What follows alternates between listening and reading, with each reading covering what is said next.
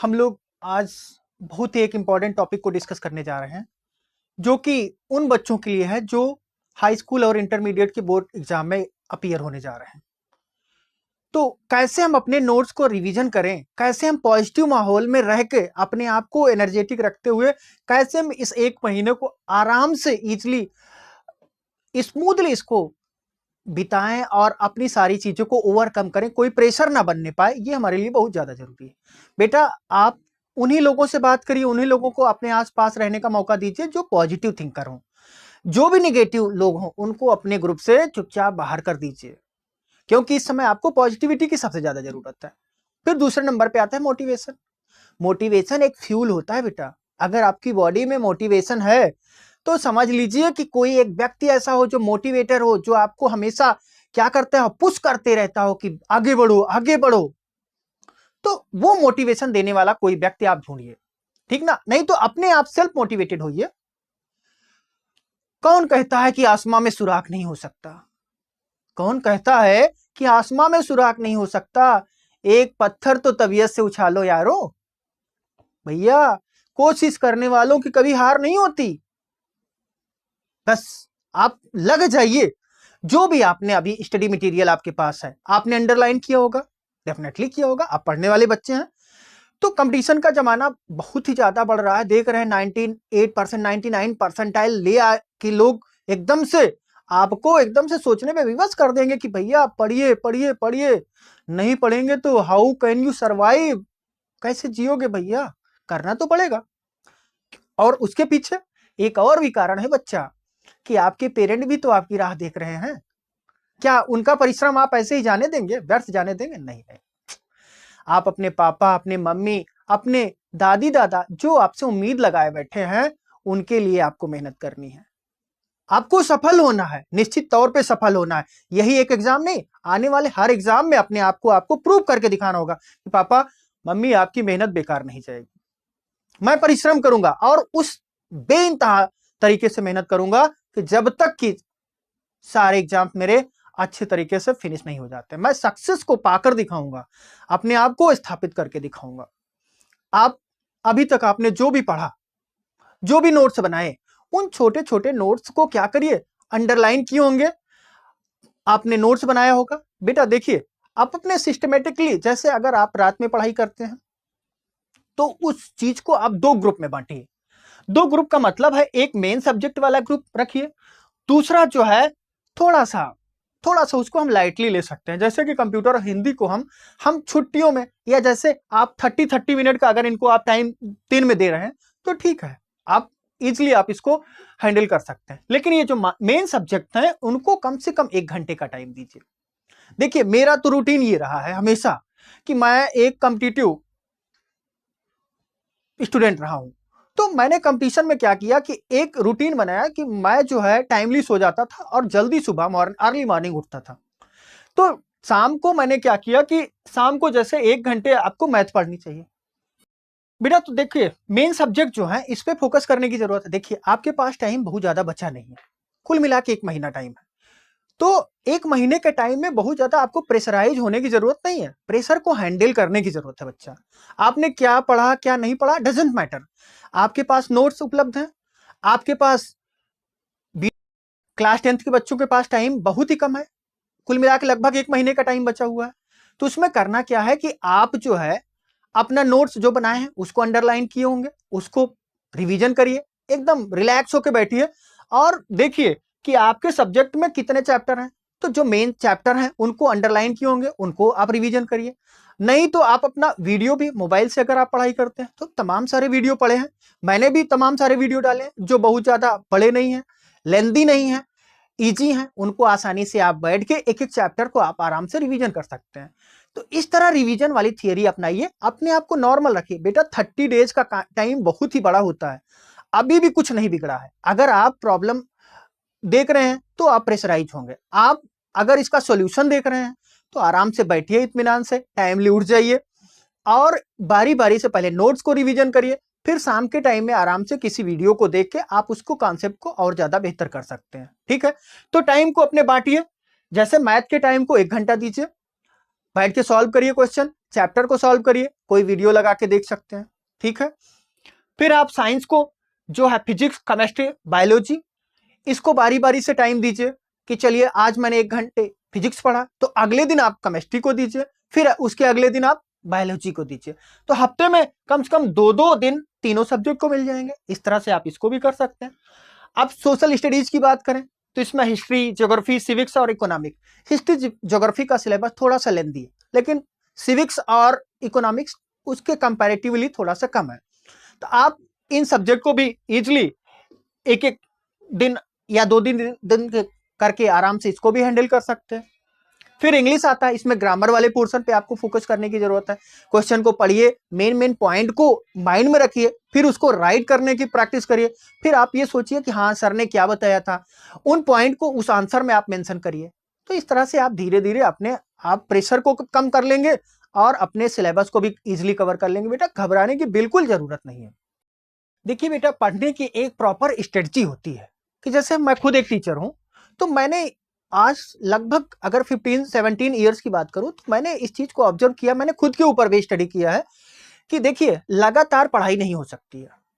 जैसे छोटे छोटे स्टेप लीजिए। आप 45 मिनट का आपने पढ़ाई करी तो उसके बाद 5 मिनट का अपने आप को ब्रेक दीजिए, थोड़ी देर टहल लीजिए या बात कर लीजिए या मोबाइल में कोई मोटिवेशनल वीडियो देख लीजिए, अपने आप को रिलैक्स कीजिए। रिलैक्स करने के बाद, थोड़ी देर टहलने के बाद माइंड में उन कॉन्सेप्ट को घुमाइए कि अभी मैंने 45 मिनट क्या पढ़ा। तो फ्रेमिंग करिए कि अच्छा ये चीजें पढ़ी, उसको दिमाग में घुमाइए। तो जब दिमाग में इस तरह की चीजों को आप बार बार चीजों को मूव करवाते हैं तो वो बढ़िया से फिक्स हो जाता है और एग्जाम के टाइम पे वो सामने निकल के आती है। प्रेशराइज होने की जरूरत नहीं है। तो फिर 45 मिनट के बाद एक छोटा सा ब्रेक, फिर उसके बाद स्टडी, फिर ब्रेक, फिर स्टडी, उसके बाद थोड़ा सा रिलैक्स करना। जब लेटे हुए होंगे आप, तब भी आप माइंड में ये चीज सोचिए कि मैंने क्या पढ़ा, कौन से मेन टॉपिक थे, कौन से किसका हमको वहां पर एक्सप्लेन करना है, किसके थ्रू उस आंसर को हमको बॉडी क्या रखनी है, क्या हमको डालना है उसमें मटेरियल। तो इस तरह से अपने आंसर को बहुत ही इफेक्टिव बना सकते हैं, बहुत ही अच्छा कर सकते हैं। और 30 डेज में मेरी गारंटी है कि आप मेरे बताए रास्ते से अगर आप चलेंगे तो ना तो प्रेशर फॉर्म होगा और ना ही आपको फेल्योर का सामना करना पड़ेगा। इजिली आपका एग्जाम बेटा, बोर्ड एग्जाम, आपके क्लास 10th और 12th का जो भी बोर्ड एग्जाम है, ये दोनों ही बड़े आसानी से आपके निकल जाएंगे। और फिर आपको ये एहसास होगा कि देखिए कैसे मैंने समस्या को अच्छे से अपने पास आने दिया और मैंने उसका सामना किया, डट कर सामना किया। और देखिए समस्या उतनी बड़ी थी ही नहीं जितना मैं मान रहा था। पढ़ना पड़ेगा डेली थोड़ा थोड़ा। देखिए पहले नंबर बात तो यह है कि सभी को अपना नोट्स बनाना चाहिए। जैसे क्लासेस चल रही होती हैं तो मेन पॉइंट आपको राइट करना चाहिए। ठीक है, आपने किया नहीं किया कोई बात नहीं, आप अगर सेल्फ स्टडी करते हैं तब भी आप चीजों को अंडरलाइन करते हैं। अब वही अंडरलाइन वाले पार्ट को बार बार रिवाइज करना होता है एग्जाम के टाइम। ये प्रोसेस है कि कैसे आप एग्जाम देते हैं। अगर आपने नहीं किया चलिए कोई बात नहीं, अब आपने मोबाइल का सहारा लिया तो मोबाइल में जो भी चैप्टर एक्सप्लेन किया गया आप उसको लेके बैठते हैं, तो आप उसके साथ एक पेन और रफ कॉपी भी लेके बैठिए। और जो मेन टॉपिक कोई टीचर या एजुकेटर आपको एक्सप्लेन कर रहा है उसको आप बारीकी से लिखते भी जाइए। ऐसा नहीं कि बिना ऑब्जर्वेशन के, बिना एनालिसिस किए कोई मटेरियल आपको प्रोवाइड करा रहा है, नहीं, उसने भी रिसर्च किया होगा, मेहनत करी होगी, तो उस पे ऊपर आप फेथ दिखाइए और चीजों को आसानी से लिख लीजिए। अब लिखने के बाद टाइम आता है कि अब वीडियो जब खत्म हो गया आप बंद कर दीजिए, अब रिलैक्स कंडीशन में बैठ जाइए, चुपचाप आराम से उस पूरे फैक्ट को क्या करिए, रिवाइज करिए। 1 बार 2 बार अपने आप से गुनगुनाने की कोशिश करिए कि क्या क्या टॉपिक हैं, कौन कौन सी चीजें हैं जिसको आज इस चैप्टर में मैंने पढ़ा। ठीक है बेटा, ये चीजें बहुत ही हेल्पफुल होने वाली है। मैं नहीं कह रहा हूं कि आप 1 महीने की पढ़ाई में 70-80% कवर कर ले जाए, लेकिन मैं आपको एश्योर करना चाहता हूं अगर आपने पूरा मन लगाया तो आप ये जान लीजिए 60% आप नीचे नहीं आएंगे, उससे ऊपर ही रहेंगे। ठीक है, देखिए बेटा ऐसा होता है कि जर्नी जो होती है, जर्नी कभी पैरेलल नहीं चलती है। अभी तो आप क्लास 10th का एग्जाम देने जा रहे हैं, इसके बाद 12th आएगा, 12th के बाद आप किसी एंट्रेंस एग्जाम का पार्ट बनेंगे जब आईआईटी या पीएमटी में आप जाएंगे। ठीक है, नीट के थ्रू आप, तो उसमें जो है बेटा, उसमें क्या होगा कि एडमिशन हो जाएगा, फिर आप कंपटीशन की तरफ जाएंगे, तो ये प्रोसेस लगातार चलता रहता है, एक के बाद एक एग्जाम आता रहता है, लेकिन इसी में आपको बैलेंस बना के रखना, अपने माइंड को रिलैक्स भी देना होगा। कैसे रिलैक्स देंगे? जैसे बहुत देरी तक आपने पढ़ाई कर लिया, कभी कभी ऐसा भी हो जाता है जब थोड़ा सा डिप्रेशन आता है, थोड़ा सा आपको लो फील होने लगता है। जब भी लो फील हो तो जो भी आपका खास फ्रेंड हो उससे बात कर लीजिए, जो भी एनर्जी देने वाला व्यक्ति उससे बात कर लीजिए, या बाहर निकल के कहीं एक आध दिन के लिए रेस्ट कर लीजिए, घूमने चले जाइए जहां एनर्जी फील होती है। अगर मंदिर जाने से आपको अच्छा फील होता है, मंदिर चले जाइए। पार्क जाने से आपको अच्छा लगता है, पार्क चले जाइए। नदी के किनारे बैठने से अच्छा लगता है, वहां चले जाइए। लेकिन थोड़ा सा एनर्जी ले आइए, बाहर जाके एनर्जी ले आना बहुत जरूरी होता है। ठीक है बेटा? तो आपको लगातार स्टेप बाय स्टेप लाइफ में इन सारी समस्याओं से लड़ना है, अपने आप को स्टेब्लिश करना है। और देख लीजिए, चाहे सिकंदर हो या कोई भी हो, डॉक्टर एपीजे अब्दुल कलाम हो, एक दिन में कोई महान नहीं बन जाता है बेटा। अपने आप को अगर अलग बनाना है तो अलग तरीके से मेहनत भी करनी है, ठीक है? लेकिन अपने आप से प्रण कीजिए कि हमको हारना नहीं है किसी भी कंडीशन में। अगर आपने एक मूवी देखी होगी, माझी द माउंटेन मैन, बहुत ही अच्छी प्यारी सी मूवी है, नवाजुद्दीन सिद्दीकी उन्होंने रोल किया है, मेन रोल। तो उन्होंने क्या एक मोटिवेशनल थॉट उसमें बार बार बोला है कि क्या पहाड़ तोड़ने से ज्यादा मेहनत किसी काम में है? तो उन्होंने एक कोट बोला है उसमें बार बार, वो बहुत ही अच्छा कोट है कि जब तक तोड़ेंगे नहीं तब तक छोड़ेंगे नहीं। तो इस चीज को अपने माइंड में रख लीजिए, हर समस्या आपके आगे नतमस्तक हो जाएगी जब आप इस बात को ठान लेंगे कि मैं हारने वाला नहीं हूं, मैं जब तक तुम्हें नहीं खत्म कर देता तब तक मैं रुकूंगा नहीं। ठीक है? एक छोटा सा मोटिवेशनल क्लिप आपसे शेयर करना चाहता हूं कि मेरे आइडियल हैं, एक पर्सन हैं जिनका नाम है मिस्टर मनोज शर्मा सर। वो इस समय मुंबई के कमिश्नर हैं। एक मूवी आपने अभी रिसेंटली 1-2 साल पहले मूवी आई थी, 12th फेल। ये एक नॉवेल है, नॉवेल को मूवी में कन्वर्ट किया गया। ठीक बेटा? तो इनकी स्टोरी मैंने बहुत अच्छे से पढ़ी हुई है।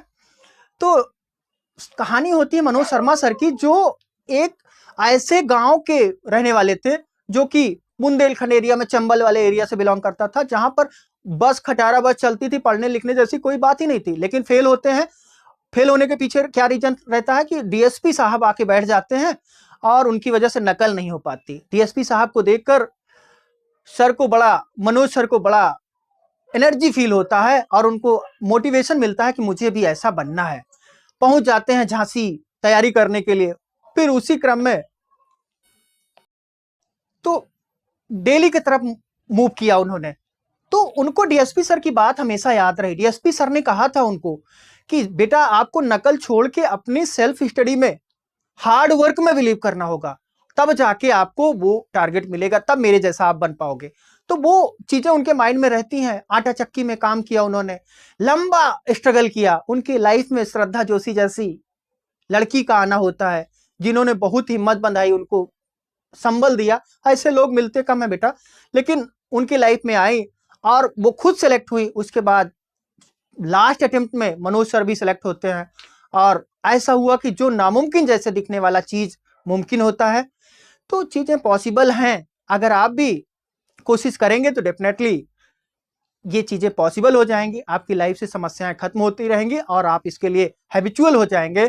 तो लास्ट में मैं अपने एक ही बात, फिर से वही कोट दोहराते हुए इस बात को खत्म करूंगा कि अपने माइंड में हैबिट डाल लीजिए, रोज अपने आप से कहिए कि ऑल इज वेल, सब कुछ अच्छा है।